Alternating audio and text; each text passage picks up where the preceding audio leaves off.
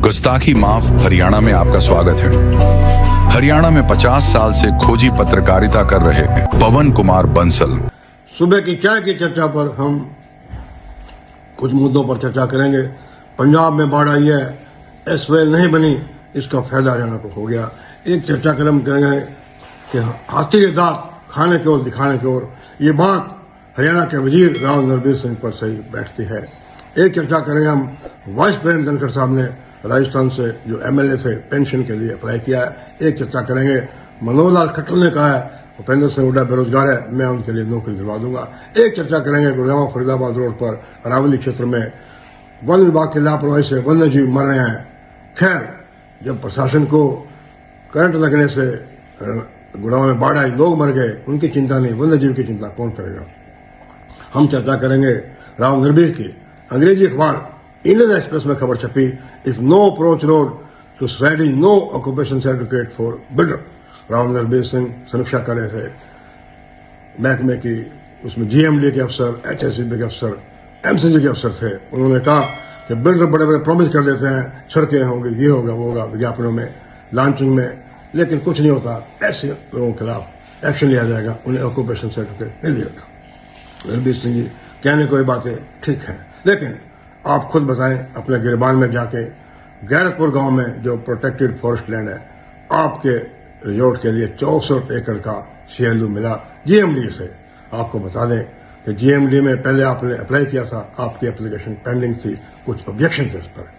आप मंत्री बने, मंत्री बनते ही आपने मीटिंग की अफसरों की, उसकी वीडियोग्राफी की, उसमें कहा लुटेरे हैं अफसर, लुटने के लिए आए हैं, मुझसे भी सीएलयू के पैसे मांगे गए। इस दबाव के बाद आपको सीएलयू मिल गई।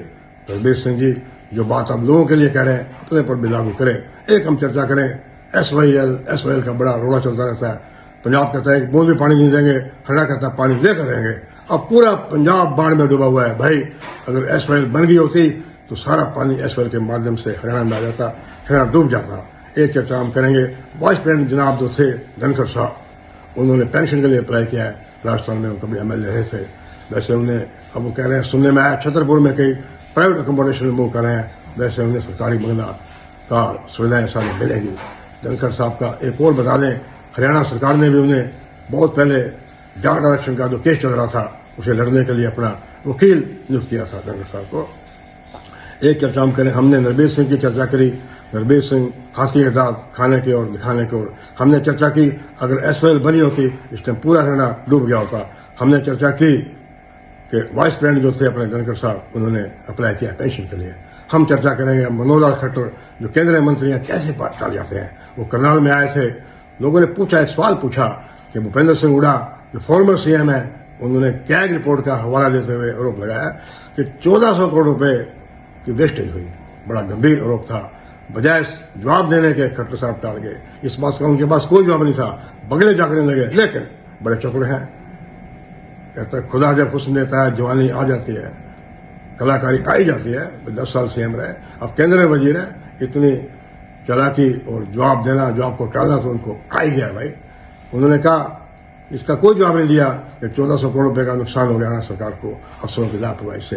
कह दिया हुड्डा बेरोजगार है, अगर उसको रोजगार चाहिए तो मैं 100 रुपये रोजगार लगवा दूंगा। ये बात कह के मामला टाल दिया। एक और खबर, वन विभाग की लापरवाही से वन्य जीव मर रहे हैं, ऐसा दैनिक जागरण अखबार में छपा। आपको बता दें, गुड़गांव फरीदाबाद रोड पे, मानेसर पे, अरावली एरिया में सड़कें निकल रही हैं, लेकिन कॉरिडोर नहीं बनाए जा रहे वन्य जीवों की सुरक्षा के लिए। 8-10 तेंदुए मर चुके हैं भाई। और खैर, इस सरकार में वन्य जीवों को कौन पूछेगा भाई, बताओ, कोई मुद्दा है ये। जब बाढ़ आई यहाँ पे गुड़गांव में, सरकार के निकम्मेपन की वजह से 6 लोग मर गए, करंट लगने से वजह से डूब के मर गए। सरकार को उनकी चिंता नहीं है, वन्य जीवों की चिंता कौन करेगा। नमस्कार।